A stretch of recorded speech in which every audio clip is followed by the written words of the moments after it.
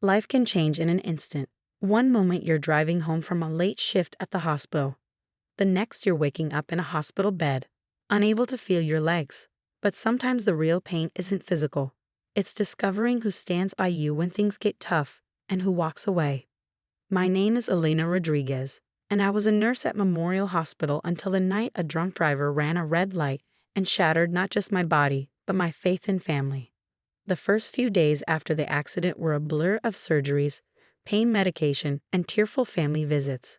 My parents, my older brother Marco, and my younger sister Sofia crowded around my bed, promising they'd help me through this. The doctors were cautiously optimistic. With intensive physical therapy and proper care, I might walk again. Then the medical bills started arriving. $150,000. Mom's voice shook as she read the first statement. But your insurance. My coverage has a cap, I explained weakly, and I'll need ongoing physical therapy, maybe modifications to my apartment. We'll figure something out, Dad said, but I saw the worry in his eyes. Our family had never been wealthy. Mom and Dad had worked hard to put us through school. Marco was now a successful real estate agent. Sofia was finishing law school, and I'd chosen nursing because I wanted to help people. The first sign of trouble came when Marco missed our weekly family dinner. He's busy with a big listing, Mom explained, not meeting my highs.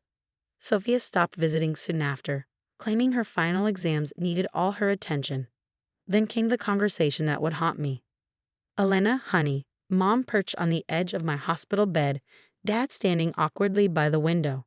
We need to talk about arrangements. I knew that tone. It was the same one she used when telling me our childhood dog had died. What arrangements? Your medical bills, Dad cut in. They're overwhelming. The physical therapy alone would drain our retirement savings and the modifications to the house. My apartment, I corrected. I'll need modifications to my apartment. Mom and Dad exchanged glances. About that, Mom said gently, we've been thinking. Maybe it would be better if you moved to a care facility. There's one in Nevada that accepts charity cases. The word hit me like a physical blow. Charity cases. You want to send me away. We want what's best for everyone, Dad said, his voice strained. Your siblings have their own lives, their own futures to think about. We can't let your situation drain the family's resources. My situation. Like my paralysis was a poor financial decision I'd made. I see, I said, my voice surprisingly steady. And what does Grandma Rosa think about this plan? Another uncomfortable glance between them. My grandmother Rosa had raised me as much as my parents had, teaching me Spanish lullabies and ancient family recipes. She'd been the one who supported my dream of becoming a nurse when my parents wanted me to pursue something more lucrative. Your grandmother is emotional about this, Mom said carefully. She's not thinking practically. She's thinking like family, I shot back. Which is more than I can say for you. They left shortly after, promising to look into the Nevada facility. I lay in my hospital bed, staring at the ceiling, trying to process how quickly my family had decided I was too expensive to love. But Grandma Rosa had other plans. She arrived the next morning like a tiny hurricane, all 5 feet of her bristling with righteous anger. Que vergüenza, she declared, setting down a basket of homemade empanadas. Your parents have lost their minds if they think I'm letting my naida be sent away like unwanted furniture. Grandma, the bills are none of your concern, she cut me off firmly. I may be old, but I'm not poor. I have savings, investments. Your abuelo didn't work 40 years in his restaurant for nothing. Over the next few weeks, as I began physical therapy, Grandma Rosa became my rock. She attended every session, learned every exercise, and filled out every insurance form. When I was finally discharged, she insisted I move in with her rather than go to my now inaccessible apartment. Your parents think money is everything, she muttered as she helped me settle into her guest room. Now equipped with all the necessary modifications, they forget what matters most. My family's visits became rare, then stopped altogether. Marco sent occasional texts, usually around holidays. Sofia made excuses about being too busy with her new law firm job. Mom and Dad called on my birthday, their voices stiff with awkward guilt. But Grandma Rosa never wavered. She drove me to therapy, cooked my favorite meals, and slowly helped me rebuild my strength, both physical and emotional. When I had dark days, questioning if I'd ever walk again, She'd sit beside me telling stories about our family's history of overcoming adversity. Your great-grandmother crossed the border with nothing but 3 children and a dream, she'd say. You have her spirit, Miss Fue que al acero, stronger than steel. A year passed. With intensive therapy and Grandma's unwavering support, I progressed from wheelchair to walker to forearm crutches. The doctors called it remarkable. I called it stubbornness, another family trait, according to Grandma. Then came the diagnosis that would change everything again. Stage 4 pancreatic cancer, the doctor said gently, looking at Grandma Rosa's scans. I'm so sorry. I sat there in my wheelchair, holding my grandmother's hand, feeling the world tilt on its axis once more. But Grandma Rosa just nodded, as if she'd been expecting this. How long? She asked calmly. 3 months, maybe 4. She squeezed my hand. Enough time. Enough time for what, Grandma? She smiled mysteriously. Enough time to make sure justice is served, my amor. Your family thinks money is everything. Let's see how they feel when they learn the truth about my will. I didn't understand then what she meant. I was too focused on the idea of losing her, the one person who'd stood by me through everything. But Grandma Rosa had been planning for this moment for longer than any of us knew. And her final act of love would shake our family to its core. Part 2.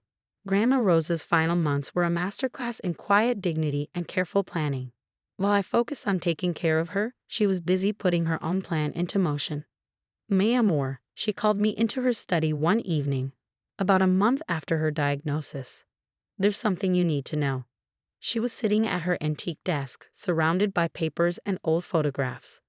The room smelled of her favorite coffee and the lavender lotion she always used. I maneuvered my wheelchair next to her, noticing how thin she'd become, how the cancer was stealing her strength but not her spirit. Your abuelo and I, she began, pulling out a thick folder. We weren't just restaurant owners. We were investors. Smart ones. She opened the folder, revealing bank statements and property deeds. Everyone thinks the restaurant was our only success. But Miguel had a gift for seeing opportunities. The documents showed a portfolio worth millions, commercial properties, stock investments, even partial ownership in several successful businesses across the city. Grandma, I whispered. How? Why didn't anyone know? She smiled, the same mysterious smile she'd worn at the doctor's office. Because money changes people, my amor. We saw how it changed your father when his business did well, how it made him forget where he came from. We decided our children would make their own way, earn their own success. The money would wait for the right moment, for someone who understood its true value. She pulled out another document, her will, dated just after my accident. I've watched this past year, she continued, her voice hardening slightly. Watched how your family abandoned you when you needed them most. How they chose money over love, convenience over responsibility. They showed their true colors, and now they will face the consequences. The will was clear. The entire estate, worth nearly $15 million, would go to me. There were smaller bequests to various charities, but the bulk of the fortune, the properties, investments, even the beloved restaurant, would be mine. But Grandma, I protested. What about Mom, Marco, and Sofia? They get what they valued most, she said firmly. Nothing. They chose money over family. Let them live with that choice. Over the next few weeks, as Grandma's condition worsened, she taught me everything about managing the portfolio. She introduced me to her financial advisors, her property managers, her business partners. Every lesson was a gift, every introduction a piece of the legacy she was preparing me to carry. The family began visiting again as news of Grandma's illness spread. First Mom and Dad, then Marco and Sofia. They brought flowers, offered help, made awkward conversation that carefully avoided any mention of their year-long absence. Such devoted children, Grandma would say, her voice dripping with sarcasm they never seemed to notice. So concerned about their poor sick mother. I watched them fawn over her, remembering how easily they'd been willing to ship me off to Nevada when I was the one who needed care. The contrast was stark, painful, illuminating. The end came peacefully on a Sunday morning. Grandma Rosa passed away in her sleep, the scent of fresh coffee still lingering in the kitchen from her last late-night cafecito. The family gathered for the funeral, appropriately sad and supportive. Mom kept trying to hug me, Sofia offered to help me sort through things, and Marco started talking about selling the house to cover expenses. Then came the reading of the will.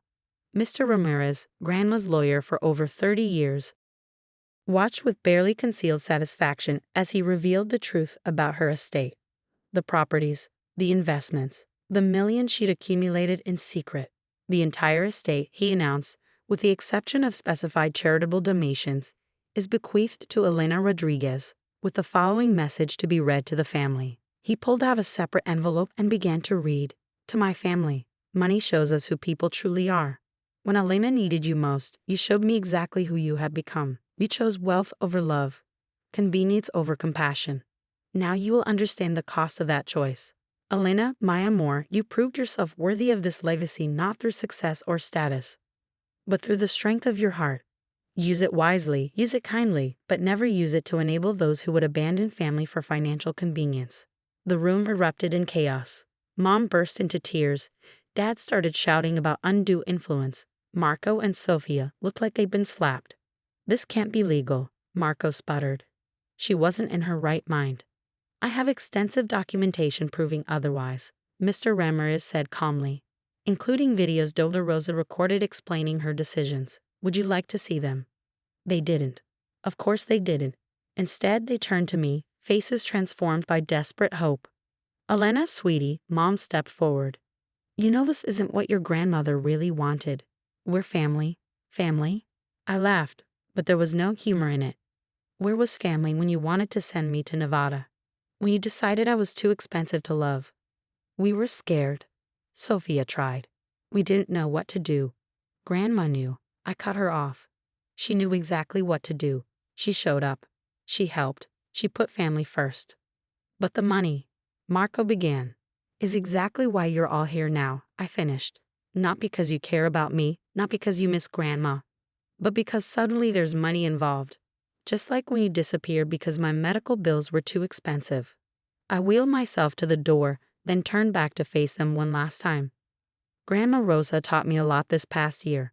About strength, about dignity, about what really matters. But you know what the most important lesson was? Sometimes the family you're born with isn't the family you end up with. In the months that followed, I honored Grandma's legacy in ways that would have made her proud. I established a foundation providing medical assistance to accident victims whose families couldn't afford care. I kept the restaurant running, maintaining it as a cornerstone of the community she'd loved. My family made various attempts to reconcile, each one transparently motivated by the hope of access to the inheritance. I met each attempt with the same response. The time for family was when I needed you, not when you need something from me. Eventually, they stopped trying. Today, 2 years after Grandma Rosa's passing, I run the foundation from an office above the restaurant. I'm walking again, though I keep my wheelchair as a reminder of both the darkest and brightest moments of my life. The physical therapy center I opened next door helps others find their strength, just as I found mine. Sometimes late at night, I sit in Grandma's study, my study now, and look at old family photos. Not with sadness, but with understanding. Money doesn't just talk, as the saying goes. It reveals. It shows us who people really are, not through its presence, but through its absence.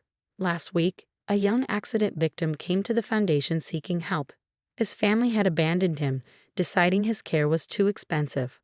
I looked at him and saw myself 2 years ago, broken, betrayed, but not beaten. Let me tell you a story, I said, wheeling over to sit beside him. About a grandmother who taught me that family isn't about blood or money. It's about who shows up when showing up is hard.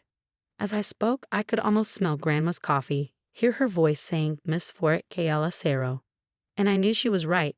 Some things are stronger than steel, love, dignity, and the courage to stand by family when it matters most. That's a legacy worth more than all the millions in the world.